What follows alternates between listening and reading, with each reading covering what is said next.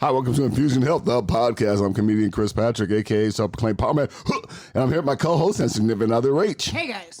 Now, today we got Tony, and Tony is a local guy he's actually not that far from us. He's in Waconia, Minnesota, and he's a professional online health coach. And he's going to tell us about what it's, how do you become an online health coach? So I'm just going to bring... What we're really going to be touching base on is the gut health versus mental health. Versus mental health. Okay. Can I bring him in now? Absolutely. All right. In 5. Okay. Well, Tony, welcome to the show. Awesome. Hey guys, thanks for having me. Hey, no problem. No problem. Yeah, you're not that far from where we're at in Minnesota here. Nice weather out today. So beautiful. Oh yeah. Yeah, it's real nice.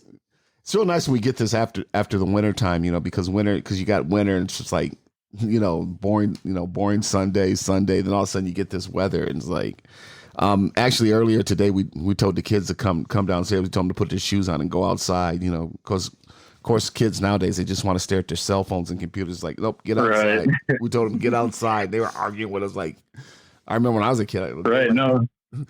Yeah, when I was a kid, a day like this, we couldn't wait to get outside. Let's go somewhere. Let's go down to the park. Let's go, let's just go walk around, So right, yeah. I mean, times are changing. I feel like we always get that one, the one fake summer, if you will, and then we get the next snowstorm in 2 more weeks for 40 degrees. But we're all in the same boat. Yeah, that's Minnesota for you. So you're a professional online health coach. How exactly? How did you become a professional online health coach? What's your background? Let's get into that. Yeah, that's it's a pretty loaded question, honestly. It goes back quite a ways. I would say my passion. So I'm 23 years old. My passion for it probably started when I was 13 years old. My first memory around really loving working out was I got a pull-up bar, and I remember all my friends could do more pull-ups than me, and I was super embarrassed and ashamed of it, if you will. So then I started cranking out pull-ups all summer long. I was that kid sitting inside playing video games. So I was I'm gonna get, by the end of this summer, I'm gonna have more pull-ups than these kids, right? So that's kind of where I started to see the progress and really started to enjoy health and fitness, if you will. Mm-hmm. And then that turned into a passion for football, which I like to say was my first true love, if you will. Yeah. So I was huge into football, went to college at the University of St. Thomas in St. Paul, Minnesota. Yep. Played for part of my freshman year, actually ended up quitting and joining rugby after that. Okay. But the whole while I was at St. Thomas, this is where it's kind of a curveball, is I actually went for my undergrad in civil engineering. Okay. And the whole while, the whole time, athletics, health and fitness, all that stuff was always my passion. Mm-hmm. I mean, ask anybody who knew me, that's what people came to me for questions about, right? Nobody was coming, hey, what, help me with this problem in class and stuff for my engineering courses, right? So I ended up working in engineering for a year, but that's really where I discovered, hey, this isn't what I feel there's more to life than this, right? Mm-hmm. Not that it's a bad profession, but for me, it wasn't my thing. And, yeah, I've been helping people out on the side, just giving them health and fitness advice, whatever. And when I would see, the biggest thing for me is when I could see the look in their faces of oh my gosh, this helped me so much or whatever. Mm-hmm. And I started obsessing over podcasting and audiobooks and reading and all this stuff, just kind of obsessively absorbing information, learning I could help people more and more and more and more effectively, better, whatever. Mm-hmm. I was not enjoying engineering. I was I just got to take a leap of faith and do this thing. So about 6 months ago, I started getting certified to be an online, technically nutrition coach. Mm-hmm. But what I do is under my own brand, I like to encompass a lot more than the nutrition coaching, right? So that includes kind of like you guys have said. So there's the gut health side of it, there's the mental health side of it, there's the hormonal side of it. And to me, those are the 3 main, foundations to your health, yep. At least part of the 3 big ones. Mm-hmm. And we kind of build off of that. So kind of, again, kind of a loaded question, but, and definitely not a straight path to health and fitness, but long answer short, it's always been my passion. So. Mm-hmm. So what exactly, we're talking about gut health, and what exactly is gut health? Because when I hear gut health, I think it's something about your gut or something. What is your gut? Okay. So it is your gut? Mm-hmm. I think the best way I could describe myself is when I'm feeling cruddy, I don't want to eat healthy. And that's Mm-hmm. probably the best time to be eating healthy. Mm-hmm. So that your emotions and your body are flowing at the same time. Because otherwise you're getting congestion. Mm-hmm. Is that right, Tony? Yeah, I mean, that's a great way to put it. I know one phrase that a lot of people probably hear often is that your gut is your second brain, Yep. for a whole lot of reasons that we don't necessarily need to dive into. But yeah, to me, gut health, that's exactly what it is.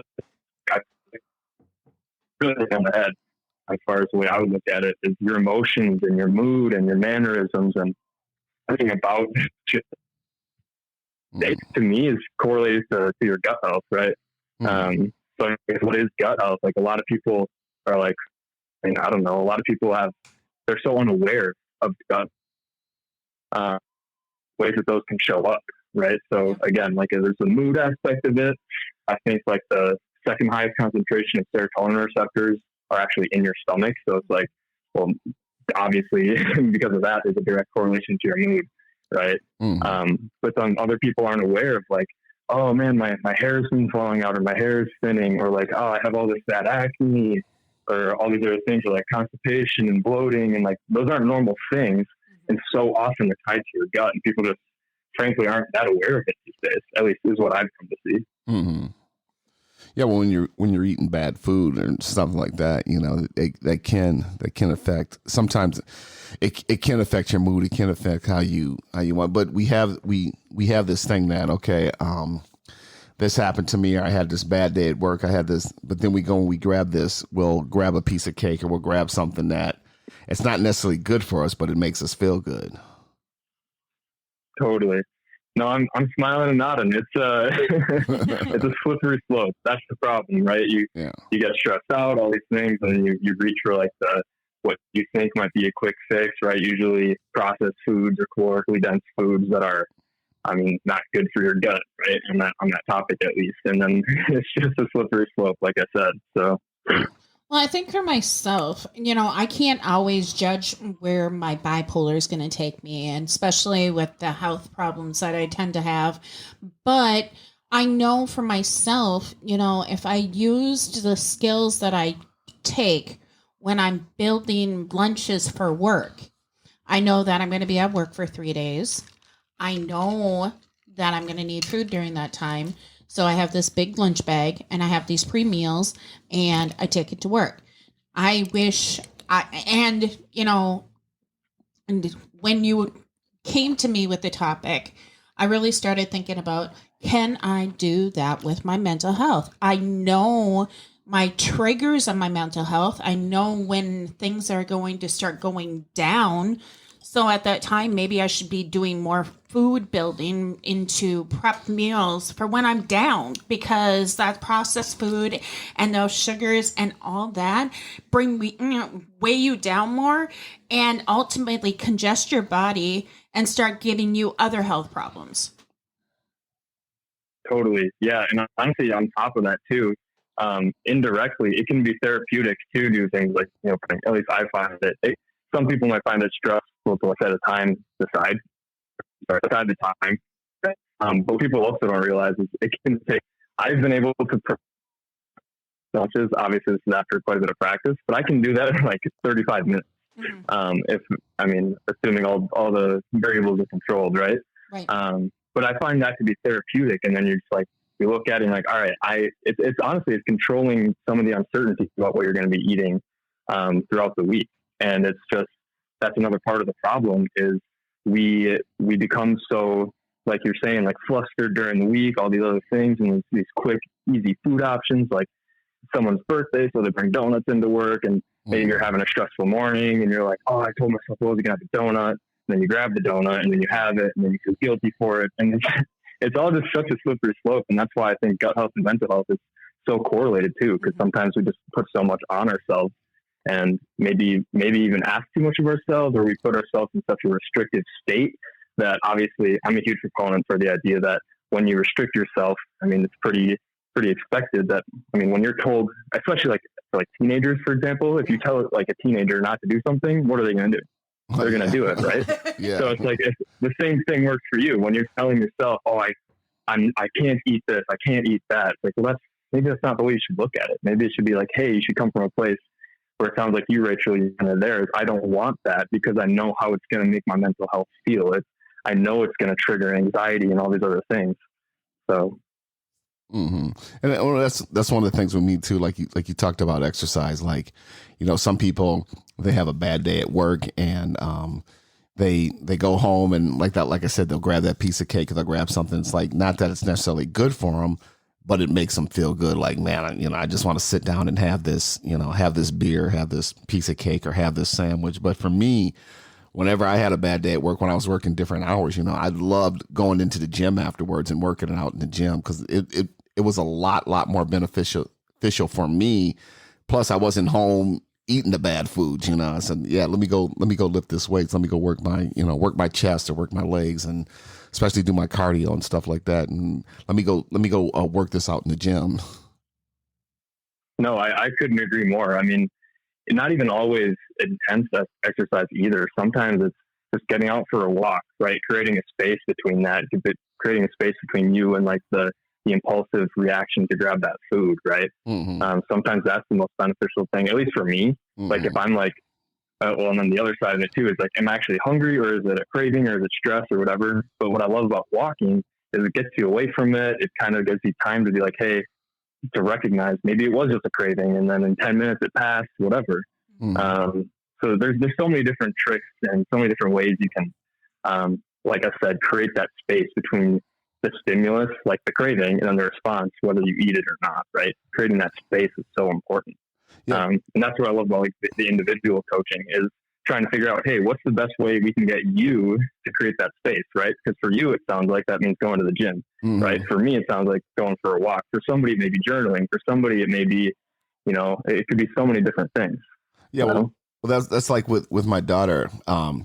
She's gotten big, and you had to have the conversation, and I had to talk to her. I had to say, you're getting kind of big, and I told her, I said, close your eyes. I said, put your pants on, like just simulate putting your pants on, and she did. I said, now close your eyes, do the same thing. She did. I said, see, you can do it because we do this every day. We can do it with our eyes closed. It's subconscious. We know how to put our pants on. I said, but when you're sitting at home and you're playing on the computers and you're playing on your phone, you're like, oh, I'll go grab something to this. Oh, I'll go grab, and you're not conscious of your eating. So then all of a sudden you realize that you're eating too much because you're not active. You're not doing anything.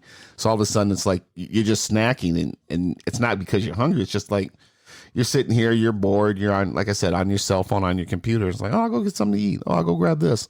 Oh, I'll go grab another piece of cake, or I'll go grab another donut, like you said. I'll go grab this. And it gets to be where you're not even conscious of it anymore. And like I said, it's not because you're hungry. It's just because, you're here and you can grab I'll grab this can of pop. I'll grab this, Absolutely. I mean, that opens a whole nother can of worms to maybe I'm bored. Maybe it's not a craving. Maybe I'm just bored and I'm trying to, and this even gets into the psychological side of it. It's like, why can't I be comfortable sitting here, like in my own silence, right? Sometimes that's a problem too. And then they're like, I speak to that because that's something I struggle with often is, hey, I just need something. Like I need my hands to be doing something. It's like, where's that coming from? So there's a whole lot to unpack there. Yeah, that's the same thing with me. Like when I drive home, I get off work late at night, so I'm usually go to the gas station. I usually grab like a pop or a juice or something like that. But then I've had to just like wait, grab a bottle of water, and drive, because I'm used to drinking something when I'm driving. But again, it becomes subconscious where I need this. Where it's like I don't really need this, but hey, some water after work is a good thing, Absolutely, and that's such a great point. It's about interrupting those behavioral patterns too, and that's why again, like one of the big things, and I believe probably is the most important thing with not even just health and fitness, with any goals that you're trying to set out for yourself. It's the behaviors, your personality, the lifestyle habits, right?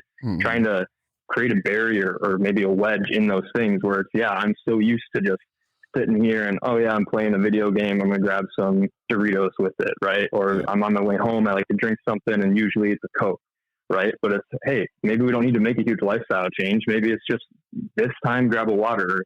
Maybe move the needle slower for some people. Maybe it's, hey, let's just go from Coke to Diet Coke for now, right? And then let's go from Diet Coke to this, or, just simple ways of moving the needle to create these new habits that are going to sustain you for a super long time. without really even having to think about it. Yeah. And I think it's important. I just seen a case study, and it was talking about the habits of the brain. And the habits of the brain for an obese person is used to those sugars and processed foods or whatever, how they're getting those processed sugars in their body.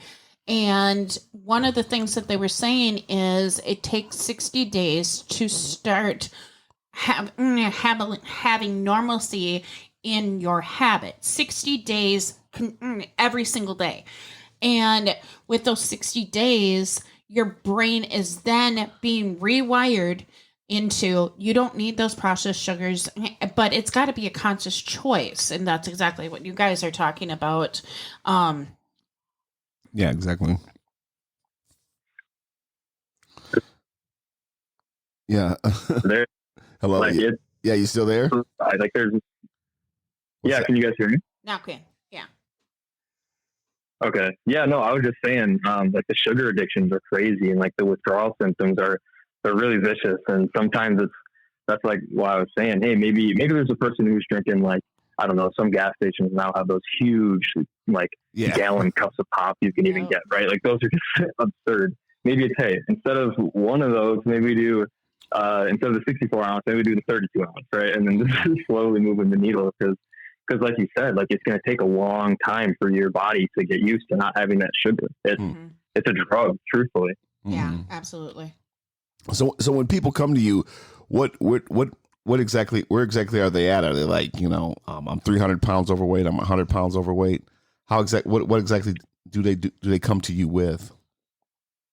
Yeah, so I have kind of two, I guess, avatars, if you will, that I tend to cater my services towards.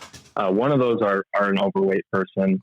Not necessarily, 300 pounds, 100 pounds, to me, that's either way, it's obese, right? And we can still look at how can we, it's still the same process. It just becomes more iterative, and it might have to be cyclic a couple times if you have more weight. Mm-hmm. But actually the other person is, and this is the person I'd love to coach the most, because this is who I was for so long. It's like the exercise junkie, like the addict, right? And they're like, well, obsessed with all this exercise. I'm working out, doing the push-pull leg split 6 days a week, doing 30 sets total each day, and I'm taking it all to failure. And then on top of that, I'm doing 4 days a week of intense cardio, and I pride myself in it, right?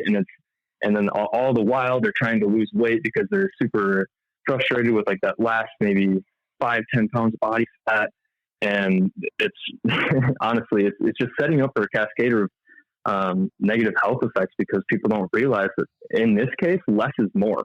And that's, I can't stress that enough. Yeah. You're doing terrible things to your metabolism, to your entire hormonal system, your mental health, and honestly, your gut health. You're putting so much stress on your body. And that's another thing I love about health and fitness, is it's all correlated, right? Like the gut health, the mental health, the stress, all these things, like they all affect one another. None of them acts individually. Mm-hmm. But I guess, yeah, those would be like the two main people that I feel personally best equipped to help. And I really can't speak enough to that cardio junkie, or the person that's working out way too much, and they're suffering from brain fog, low energy, maybe they're not sleeping well, all these things. And oftentimes what really surprises them, and this is why it's so difficult for them, what really surprises them is the best way to help them is to feed them more quality food, right? And they don't understand that, and it's hard for for your mind to sit with that, because to this person, and again, I can say this confidently because this was me, and I feel like there's a ton of people like this out there. To this person, that food, like those calories that you're seeing, to them that equates to body fat. And that's not the case, right? Like this food needs to be seen as fuel. This food needs to be seen as a source of making me feel good, making me get stronger, making me more energetic, getting rid of the brain fog so I can be present with my family, right? And at work and perform better. All these other things. I'll get off my little soapbox, but no, you're fine. well, let's go back to that, because back in the day, and we're talking, the farmers, are way back in the day. It's like you woke up, you had breakfast, or you woke up, you started working, then you came in for breakfast, then you worked, then you came in for lunch, then you worked, then you came in for dinner. You came in for dinner, but these people were working. And I guess they've been trying to do, and maybe you know more about this, and please correct me if I'm wrong, but they're trying to do things with the 3 meal a day thing, because they're saying that it doesn't work anymore. Because what's not working anymore? 3 meals a day. Oh, sure. So, sorry. So what you're asking is maybe it's the meal structure is maybe they're seeing results from eating a certain amount and then they stop seeing results. Is that what you're saying? No, I'm saying that when back in the day when they would work, they were working and they were burning off the food, and then they came up with this thing that you need 3 meals a day.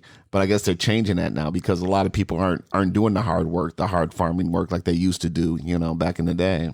It's better to have 6 Sure. small meals. So Yeah. I think that's what. right, I gotcha. Yeah. I gotcha. Yeah, and that's a really interesting conversation because it's very nuanced, right? Mhm. And what I like to say, at least speaking to a general audience, is it's not about the amount of meals per day. Like obviously, it's about the amount of calories. Yeah. So I'm assuming here you're saying maybe 3 or 6 meals of the same size, or maybe 6 really small meals, whatever that may be. I think honestly, and again, I'm going to keep going back to this over and over, is whatever works best for that person. So if that person is like, I hate eating frequently, I would rather eat 2 huge meals, and then, that gets rid of cooking time or having to think about food, whatever. That's what's going to work best for them. I mean, calories will have to be considered when you look at that individual and break down their lifestyle, right? Mm-hmm. And for some people, it's, I would rather have 6 meals, and one of them is a protein shake and an apple, and then one of them is a salad, and then one of them is like a steak and asparagus, whatever. Mm-hmm. Like it's so individualized. But I think too, kind of more so to what it sounded like your question was, hey, we used to be so active. Now we're not as active, right? So maybe we need less food now. That's kind of the question? Yeah. Yeah. Exactly. So what's really interesting about that is they've done a bunch of studies on like modern hunter gatherers and like I believe it's called the Hadza tribe. Mm-hmm. I'm not sure exactly where they're located, but it's a pretty commonly referred to study where they compared the basal metabolic rate, right? So the amount of calories that your body naturally burns, not including activity, right? Your body's just keeping the lights on. This is how many calories it burns. Mm-hmm. They would compare that rate, that number of calories to like the modern quote unquote like couch potato, right? Mm-hmm. And it wasn't that different. And basically what we're trying to say is your metabolism isn't going to change that much. Not your metabolism, your total daily energy expenditure. Mm-hmm. So your metabolism has to slow down in order to keep that calorie the same. Because think back about it, or back to it, like evolutionarily speaking, people that even farmers, like farther back, like hunter gatherers, when they're having to, they're out hunting and foraging for their food all day, like they're burning, I mean, theoretically, thousands of calories. Yeah. Like natural selection, nobody's going to last that long. Yeah. Right. So your metabolism has to adjust and have to slow down to accommodate for that. Mm-hmm. Mm-hmm. Yeah, because that's the thing too. Like you said, hunter gatherers. I mean, when you're out being active, you're like, again, you're burning calories. So you need that food. So then when you do get the food, your body burns through it right away. Then you got to go get another one. And that's why a lot of people say, well, cavemen ate meat. I said, yeah, well, they ate meat when they could get meat. It wasn't like it was every day where it was just readily available in the store. You could just go there, pick it up. I mean, during the times when they couldn't get meat, during the cold season and stuff like that, when they couldn't get meat, they were eating berries and fruits and stuff like that. Right. Yeah. I mean, that's just the problem. And I think that's why we see such an obesity crisis, is because food has never been so accessible in such an abundance, in such a variety. Yeah. Right. We have never in human history had to deal with eating too much food until the last couple hundred years, or however long ago you want to consider that. Right. Mm-hmm. Like it's always been the other side of the equation. Like, how can we get food? How can we eat more? And now we're like, holy cow, I can drive 5 minutes and I can get food from anywhere in the world, and like as much as I want. And then, or even not even that, right? If you look at DoorDash and stuff, you just pull out your phone and you can have 17 different cultural foods sent to your door. And I think it's important to talk about real quick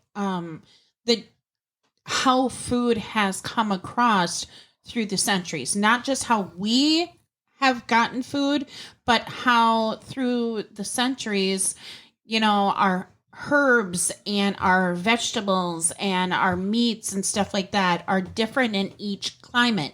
And now, as transportation is so readily available, now we are able to have all those foods from all those cultures right at our door. Yeah, it's you're hitting the nail on the head. Like it's pretty unnatural, I guess, in a way. Not to say, oh, you shouldn't eat steak year round necessarily, but more so speaking to the preservative side, and maybe like these cows that are pumped with hormones, and now we can produce way more of it, and they're fed all this crap, so we can. So they can be larger, and it's all about money, right? And they're just it's all these preservatives and all these ways we can optimize the amount of crops we're getting and everything. And it just like the food quality, there's absolutely no dispute of how bad the food quality has gotten over the years. It's gotten significantly worse, and it's pretty honestly dark. Well, that's the thing too, because like when you talk about the DoorDash and all that, one day, interesting story. One day I was out. Where I work at an elementary school, custodial maintenance, and I was out, picking up stuff on the side of the school and all that, and I saw this car pull up, and it was a DoorDash or whatever, and the guy gets out the car. Guess what he had in his hand? He didn't have a bag. He didn't have a bag of food or anything like that. He had one little cup, and he put it on her doorstep. And I said to the guy, I said, "Did she just order a shake?" He's like, "Yeah." I said, "How much was that with the delivery?" And all? It was like $7. I'm like, "She just spent $7 called DoorDash for one shake." Yeah. I mean, again, the accessibility is such an issue, and it's so unnatural, and it's so interesting to think about. Like, what was the impulse that brought you to bring that to order that shake, right? Yeah. Like, I'm willing to bet you weren't hungry for a shake. I mean, we're so out of tune with our hunger cues. I'm willing to bet it was, oh man, I got stressed out. Or, oh man, I saw this ad for a shake, and I had this craving, whatever. So I'm ordering it just like that. And the again, back to that stimulus and response, like that window gets so small when you can pick up your phone and just order something, literally a super quick shake that's probably got 80 grams of sugar in it, and God knows how many calories. And what are you doing to yourself, right? Yeah. So, and not to mention, you got to pay $7. You got to order the thing. Then the guy then you got to pay the delivery charge and all that for a shake. Right. Exactly. It's times are changing, right? And we're struggling to learn ways to adapt to it, is kind of the way that I see it. Well, and that's the thing. If you've heard others, if listeners heard other shows, they know that I do most of the cooking, but a lot of the cooking I do is from scratch. And everybody's like, "You do that from?" I said, "Yeah, totally from scratch." I make this from, Absolutely. Yeah. And it's interesting too, when you look at it, because of like, you got the flour, you got the sugar, you got the salt, the vanilla and all that. And all of a sudden you put all this together and it makes this and all that. And it's just like, so I've been buying a lot more bulk, like a lot more flour, a lot more ingredients to make the stuff from scratch.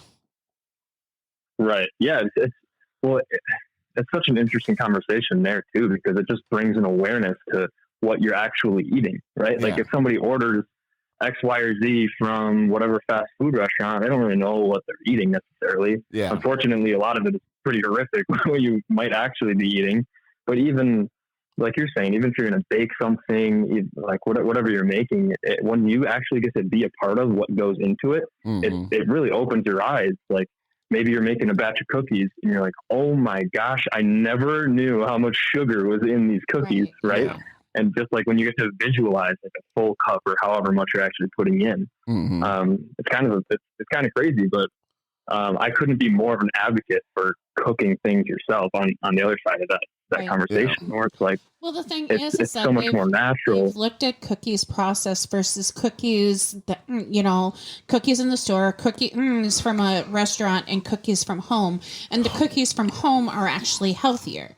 But one thing to keep bringing it back on topic is when you're eating these processed foods and these sugars, or, more unhealthy, especially when you're feeling nasty, you feel the adrenaline, you feel the sugar rush, you're great, and then you bomb.